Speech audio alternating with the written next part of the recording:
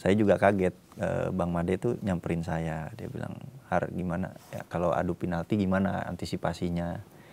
Saya cuman bilang, dan saya mau menutup karir saya itu sebenarnya di Persib.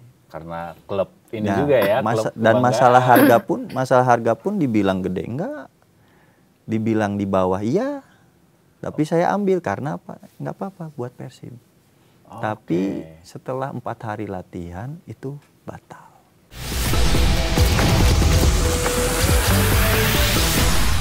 Iya nih Mas Har, kan dulu kita tahu nih Mas Har udah ke Persija, ke Persib, diawali dari Pelita Jaya, ke klub-klub besar dan kini beralih ke Tarkam gitu ya.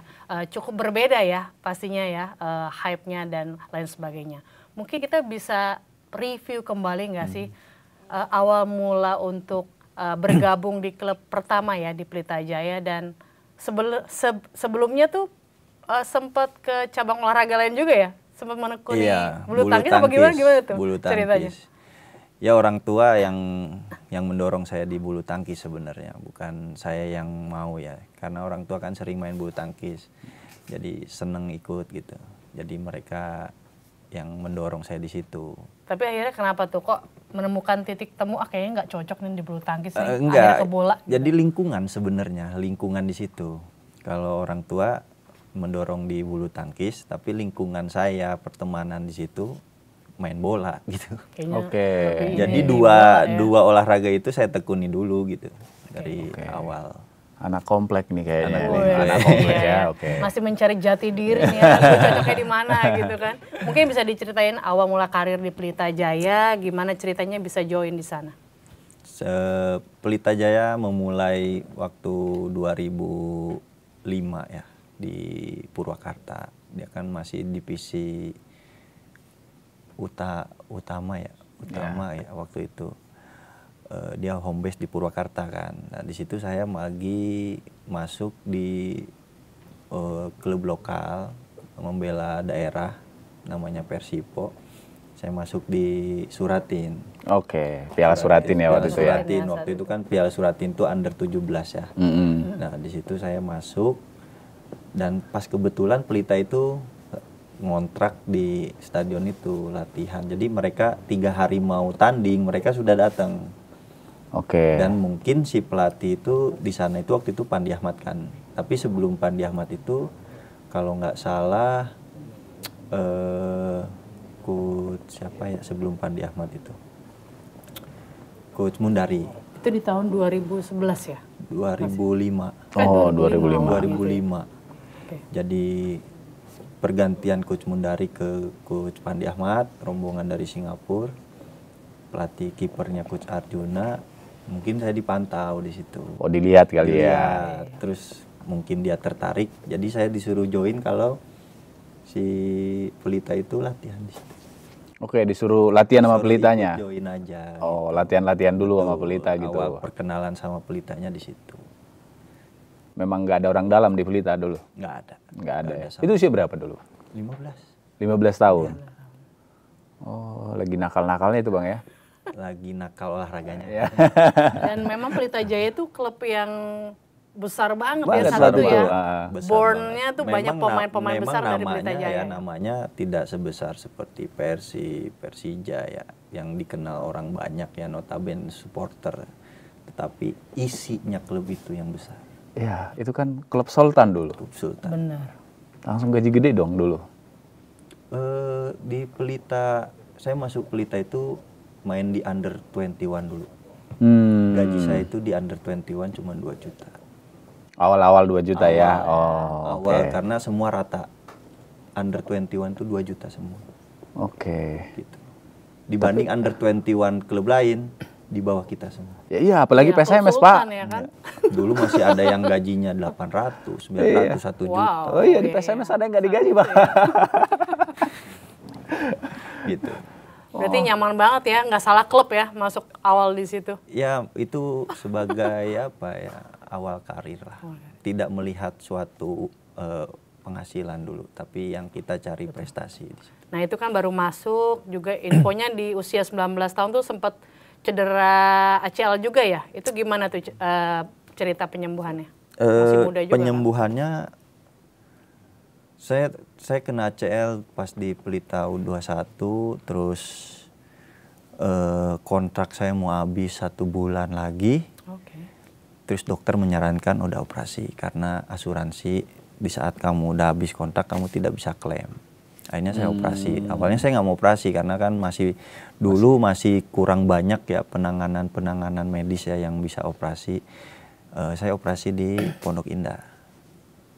Dulu. Dan masih usia segitu pasti penyembuhannya juga lebih betul cepat, karena ya. dokter pun menjelaskan nanti recovery-nya lebih cepat dari penguatan ototnya segalanya gitu. Oke. Ini hitung-hitung operasi nih.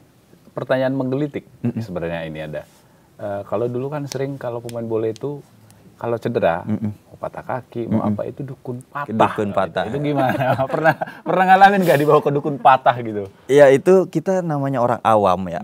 Pasti yang kita percaya itu hal-halnya seperti itu dulu.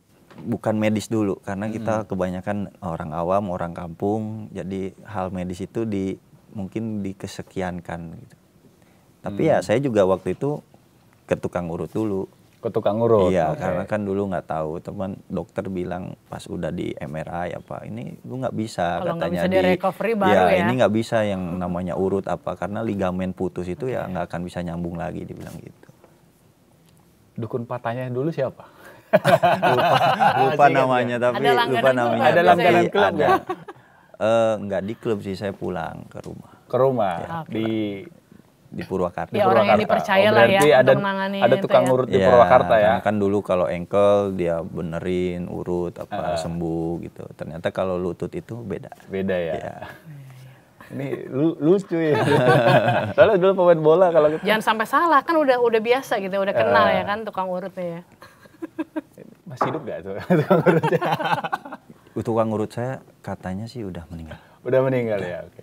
Udah meninggal ternyata. Jadi, tukang urut langganan. maintain ya. sampai sekarang ya kalau masih ada ya. Oke, selanjutnya nih cerita menarik bahwa Persib juara Liga Indonesia di 2014 ya? 14 Mas Har ya. Ini apa sih isi percakapan dengan Made Wirawan yang waktu adu penalti nih? Persib lawan Persipura. Jadi pertandingan itu udah selesai. Pertandingan itu udah selesai kan. Maksudnya di babak normal pertambahan waktu gitu kan. Terus saya juga kaget, Bang Made itu nyamperin saya. Dia bilang, Har gimana ya kalau adu penalti gimana antisipasinya? Saya cuman bilang, abang yakin. Kedua, sebelum orang itu biasanya nih ya, saya kasih bocoran buat kiper-kiper ya. Biasanya, maaf ya saya ambil bola. Orang yang mau nendang, kan pegang bola nih. Oh, menarik nih. Dia itu akan melihat salah satu sudut yang akan dia tendang, awal penglihatan dia. Kira-kira mau kemana gitu? Iya. Kiri apa ke kanan Jadi, penendangnya? Dia taruh, dia akan melihat sudut kiri apa kanan. Penglihatan itu yang pertama, itu yang pasti dia akan ambil. Itu biasanya seperti itu. Tapi kan ada juga mungkin strikernya ngecoh si kiper. Ada juga. Tapi sekarang kan berapa tuh? semakin pintar yang nendang. Oke.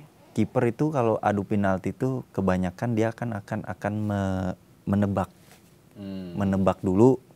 Kayak gambling sih Iya, sebenarnya. sebenarnya kan kiper itu kalau penalti dihukum. Yang nendang lebih enak gitu kan. Iya. Nah, sekarang kan yang nendang lebih pintar. Lihat kiper dulu gerak, dia Dikecoh yang dulu nendang ya. pindah gitu. Kalau dulu kan enggak. Kalau dulu kan hal seperti itu masih ini ya. Jadi belum ya. Dan saya juga dikasih ilmu seperti itu malah dari si penendang. Oke, Jadi striker teman-temannya gitu. dulu saya punya pelatih di SSB itu dia dulu mantan timnas Arab. Oke. Dan dia memang bagus dalam tendangannya, bagus ngelatihnya bagus. Terus dia bilang, kamu kalau jadi kiper lihat mata penendang pertama kali dia pegang bola. Dan itu bakal ke situ. Itu bocorannya. Dan itu yang saya pegang sampai sekarang. Tapi karena sekarang kan banyak yang pintar ya, yang nendang kadang nunggu dulu kiper gerak dulu. Jadi kita juga harus pintar mengecoh si penendang. Gitu. Nah waktu itu yang saya balik lagi ke yang Bang Made, saya bilang seperti itu. Tapi abang yakin aja sama pendirian abang. Karena saya masih junior abang, takutnya saya menggurui abang. Hasilnya gimana waktu itu? Hasilnya ya dia nebak dapat tendangan Nelson Alom kalau nggak salah. Akhirnya kita menang di situ. Iya, Made ada setelah itu ada ngomong apa gitu sama? Enggak ada lagi karena di situ sudah euforia, udah menikmati hasil juara, jadi semua itu akan lupa, blank. Tapi saya tidak jadi masalah itu, yang penting kita sama-sama saling support aja. Ini harus kita ingatkan Made nih. Dia udah, alhamdulillah saya lihat dia udah sukses pegang Persib dari pemain sampai pensiun sampai sekarang jadi asisten pelatih. Asisten pelatih. Bang Made, apa kabar? Masih ingat kah Masih ingat dulu? kah ini adik kita ini? Di final. Tapi nggak tahu kalau Bang Madenya masih ingat apa Masih lupa ingat sama tentang hal nanya seperti itu ya. Ya. Masih mungkin ya momen-momen krusial itu Krusial kan, itu, momen masih. penting masih ingat kan. Terus nih cerita menarik juga nih, bahwa Persija Jakarta padahal dulunya ex-Persib, lebih berat juara di Persib atau di Persija nih? Membawa klub besar, apa sih yang dirasakan? Beda konsep liganya ya, bukan liganya, kompetisinya. Kalau di Persib itu kan waktu itu masih 2 wilayah. Jadi dibagi dua ya, wilayah timur barat. Kalau di 2018 itu kan udah satu kompetisi. Itu aja sih perbedaannya. Kalau dari supporternya sendiri ada yang suka nakal nggak sih? Dulu kan Ada aja. Sahar nih mantannya Persib, sekarang ke Persija, gimana sih? Ada aja sih yang kayak pengkhianat, gitu. kadang-kadang kan suka ada aja gitu. Ada aja, karena dia bilang kenapa warga Jawa Barat udah bela Persib, terus sekarang bela Persija mati-matian. Kita ini di dalam kerja itu kan ada kontrak. Profesional Harus ya. profesional. Kalau supporter itu tidak dikontrak. Malah Oke. supporter itu yang berkontribusi untuk pemain bisa bayar pemain. Gitu loh. Dan dia akan hidup mati-matian untuk membela tim, itu supporter yang benar. Gitu loh. Kalau pemain itu kan hanya sekedar datang dikontrak, selesai kontrak pulang. Ya, kasih kontribusi. Dia cari gitu. lah ya, dia cari lagi klub yang lain. Seperti itu kalau pemain konsepnya. Tapi tidak dipungkiri di mana-mana orang warga Jawa Barat itu akan tetap mendarah dagingkan Persib Bandung. Pasti ada merasa Kalau- gimana kalau- gitu ya. bela Saya Persija. jujur, pertama saya tahu main bola itu Persib. Iya. Oke. Karena kenapa sih orang Jawa Barat itu kok yang dilihat Persib gitu. Karena ya mungkin orang tua kita dulu ngebahasnya itu yang Sudah ditonton mendarah Persib. daging Persib ya, gitu. udah Makanya diajarinnya klub di Persib Jawa ya Barat dari kecil. tidak akan ada lagi selain Persib. Kalau yang saya lihat, beberapa kompetitor yang udah Mencoba ya. mencoba nggak ada, nggak bisa. Nggak hidup ya. Oke. Tapi kan bagus ya, profesional aja ya. Kalau Mas saya Har ya. profesional. Betul. Ada nggak sih yang langsung ngadepin langsung gitu, protes gitu misalkan? Gimana protes gimana? Misalnya datangin gitu. Datengin. Enggak. Gitu. Ya Karena memang jedanya sempat pas agak di jauh. lapangan di tribun gitu ada pernah yang bilang saya pengkhianat lah apalah. Tapi gimana menyikapinya? Santai aja. Ya itu yang saya balik lagi, saya bilang ya itu profesional aja. Dan ada beberapa supporter juga yang support saya dimanapun main, namanya pemain bola itu ya dikontrak. Gitu. Oh, oke. Jadi dia akan bela habis-habisan timnya secara profesional. Kalau misalkan saya kayak, maaf ya, ada video saya di saat saya main di Persija, terus tim saya ngegolin, saya selebrasi, girang lah apalah. Banyak yang dulu itu DM saya di Instagram lah, istilahnya di teror ya gitu kan. Oh pengkhianat lah apa. Lah itu kita balik lagi, kita itu dikontrak. Ya kalau tim kita menang ya kita senang, kita dapat bonus, kita gaji lancar, kan seperti itu. Lebih Bener ke situ kan? ya, bonus, gaji. Iya, maksudnya kan kita menang dapat bonus. Karena hidup dari situ Karena ya. hidup dari situ gitu loh. Jadi jangan disangkut pautkan, oh kamu pengkhianat lah pernah ini. Enggak, saya Jadi pun nggak ada yang diladenin ya, Mas saya Har? video pun ada lawan Persija waktu itu di Jalak Harupat, kita menang 3-1. Itu saya selebrasi benar-benar gitu. Jadi tidak dipungkiri semua yang saya bela, saat saya ngegolin ya saya pun selebrasi. Gitu. Berarti Ikut merayakan. ketika udah tanda tangan kontrak 100% Itu bela semuanya gitu. ada di situ Udah ada gitu. di situ ya? Mau selebrasi, mau apa, mau bela timnya ya ada di situ. Oke. Oke, terus ternyata dulu hampir gabung Persib eranya Luis Milla ya. 2023 ya. 2000 Kenapa batal tuh, Mas Har? 2024 ya. Jadi ceritanya saya itu dihubungi sama pelatih kiper. Kata dia, saya butuh kiper karena kiper dia kan cedera. Ya kan, waktu itu yang cedera Teja, terus Reki itu lutut. Dia opsi buat kiper lokal nggak ada kan. Jadi dia panggil saya. Terus dia bilang, di situ udah ada tahap negosiasi agen saya sama manajer tim ya. Waktu itu ya Pak Teddy ya. Semua udah deal. Dari harga udah deal. Setelah deal baru saya berangkat. Dan dibilang kontrak nyusul. Udah berangkat nih ya. Udah berangkat baru. Berarti judulnya bukan trial dong. Bukan. Hal-hal yang udah ternegosiasi udah deal, berarti bukan trial. Nah, di sini saya luruskan karena berita banyak trial kan. Iya. Ya kan. Saya berangkat. Di sana banyak yang menyambut saya lah, teman-teman saya. Seperti Dedi, Jupe gitu. Terus pelatih bilang, bantu saya. Masalah main nggak main, jangan jadi prioritas. Luis Pasos bilang, saya bilang nggak jadi masalah, saya akan bantu, saya akan support. Main nggak main, saya akan support, saya bilang gitu. Dan saya tidak akan pernah marah. Dan mungkin kalau itu saya main di Persib, itu tahun terakhir saya main di profesional. Dan saya mau menutup karir saya itu sebenarnya di Persib. Karena klub ini juga ya. Dan masalah harga pun dibilang gede enggak, dibilang di bawah iya.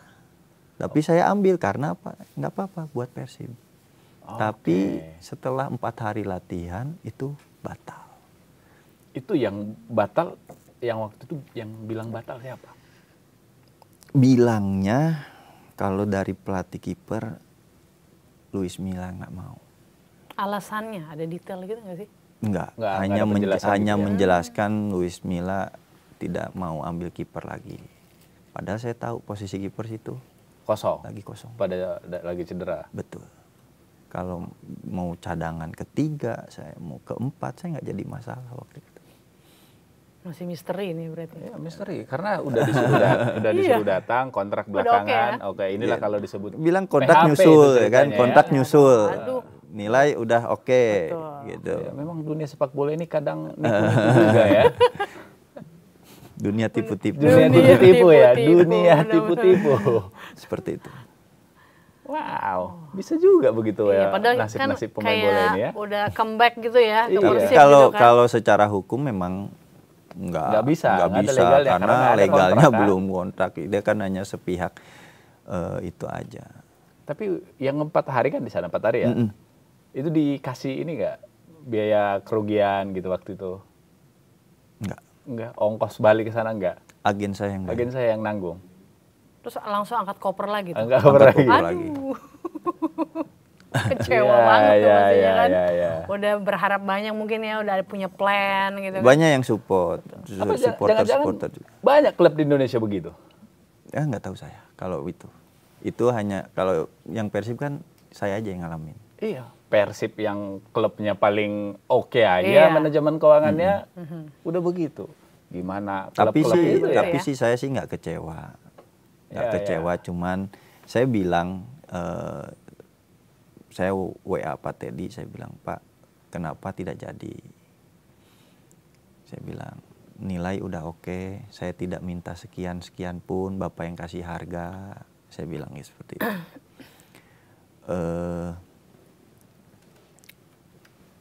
Saya berharap sebenarnya di Persib itu karir terakhir saya. Seperti Eka Ramdhani. Ya, Bang Eka. Dia kan main di Persib terakhir terus dia langsung pensiun.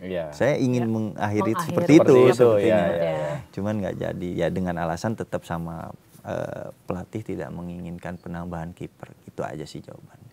Siap kalau gitu, terima kasih waktunya Sama-sama. atas waktunya di Sikat Tipis ya Mas Arya. Semoga semua kita harapkan sepak bola Indonesia tanah air ini akan lebih baik lagi dan pemain juga akan lebih sejahtera ke depannya. Terima kasih sudah bersama kami. Saya Raditya Ayu dan saya Royandi Utasoid. Sampai jumpa lagi di podcast Sikat Tipis. Bye. Thank you. Sama-sama. Thank you. Sama-sama.